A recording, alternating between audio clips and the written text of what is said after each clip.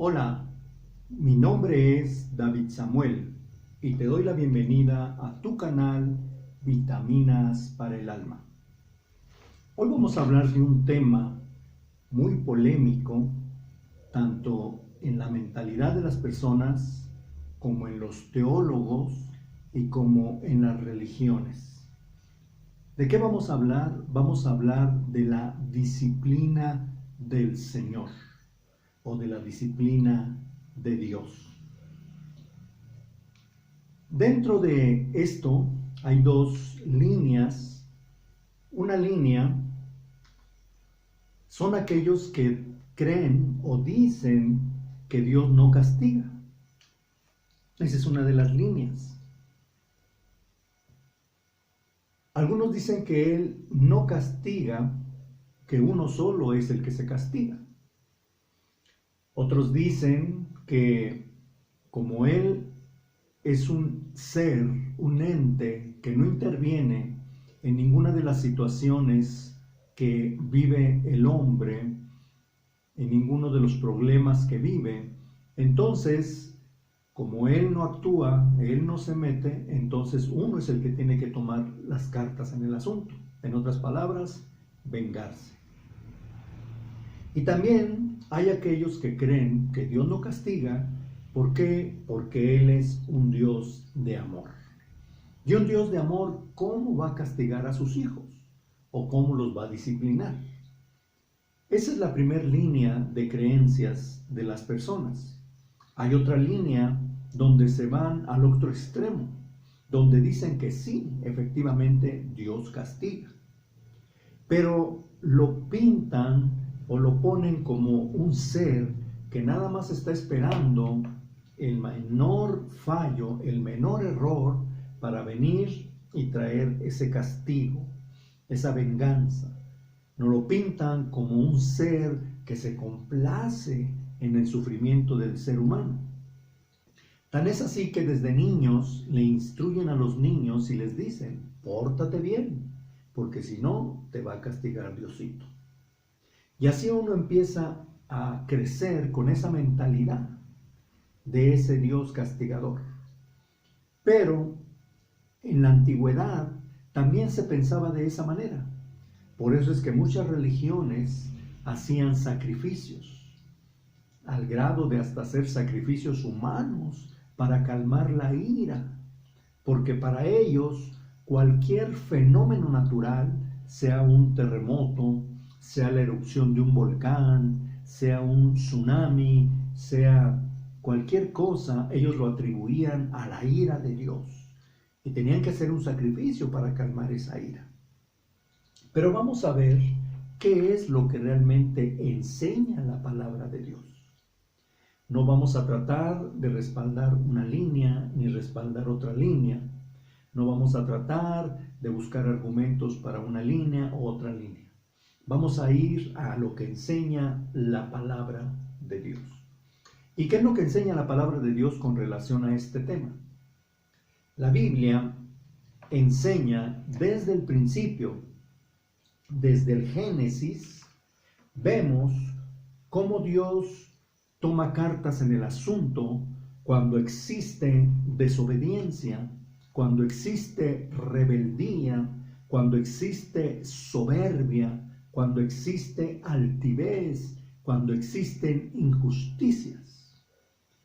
La Biblia no nos presenta a un ser que actúa, que daña solamente por el placer, ni tampoco la Biblia nos presenta a un ser que está solamente pasivo con los brazos cruzados, viendo cómo el ser humano se daña y se destruye. No, la Biblia nos presenta a Dios como el juez justo de toda la tierra.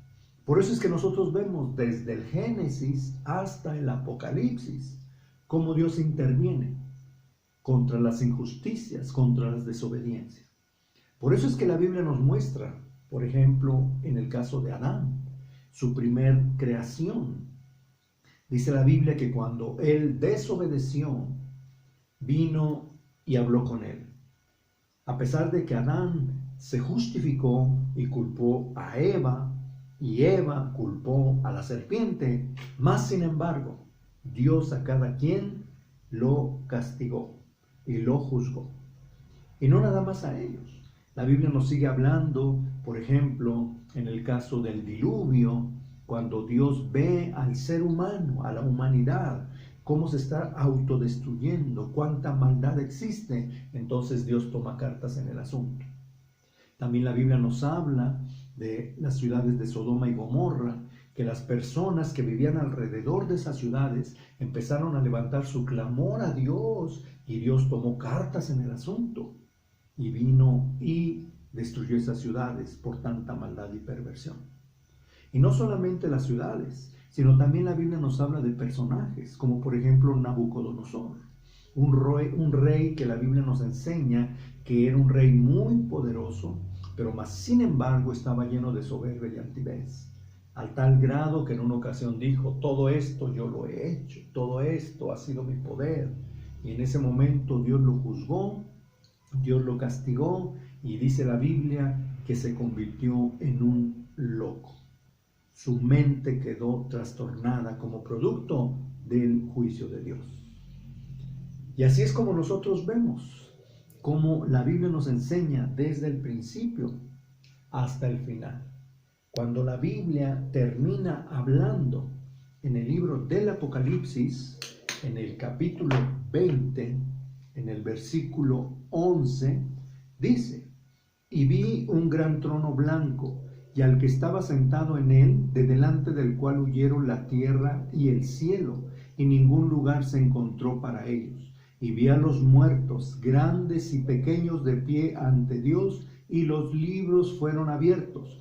Y otro libro fue abierto, el cual es el libro de la vida, y fueron juzgados los muertos por las cosas que estaban escritas en los libros según sus obras.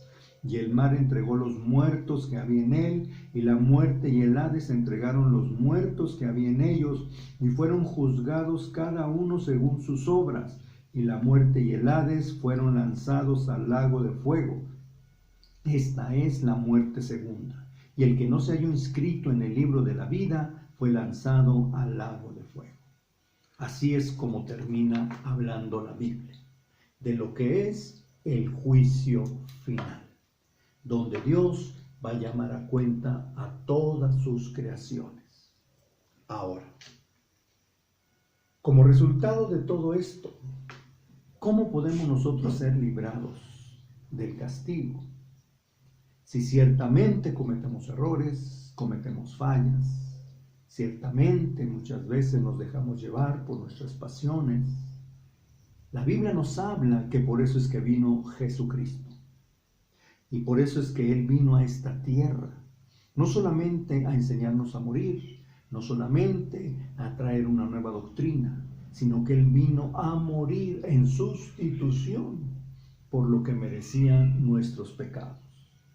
Pero para poder recibir ese beneficio, necesita uno tomarlo a Él, creer en esa obra, pedirle que Él nos limpie, nos perdone, arrepentirnos y convertirnos de todo corazón. Entonces, en ese momento, la obra que Él hizo, porque Él al morir, Él era un inocente y Él estaba pagando anticipadamente por los pecados de todos aquellos que se iban a acoger a su obra redentora. Desde ese momento, Jesucristo se convierte en nuestro intermediario, se convierte en nuestro abogado y se convierte en nuestro Salvador. Y desde ese momento nos convertimos nosotros en hijos de Dios. Ahora, eso significa que ahora como hijo de Dios puedo hacer lo que sea, puedo comportarme como sea y no me va a pasar nada. No, la Biblia nos habla en Hebreos capítulo 12, versículo 5 de esta manera: y habéis ya olvidado la exhortación que como hijos se os dirige diciendo: Hijo mío, no menosprecie la disciplina, ni desmayes cuando eres reprendido por él, porque el Señor al que ama, disciplina, y azota a todo el que recibe por hijo. Si soportáis la disciplina, Dios os trata como a hijos, porque ¿qué hijo es aquel a quien su padre no disciplina?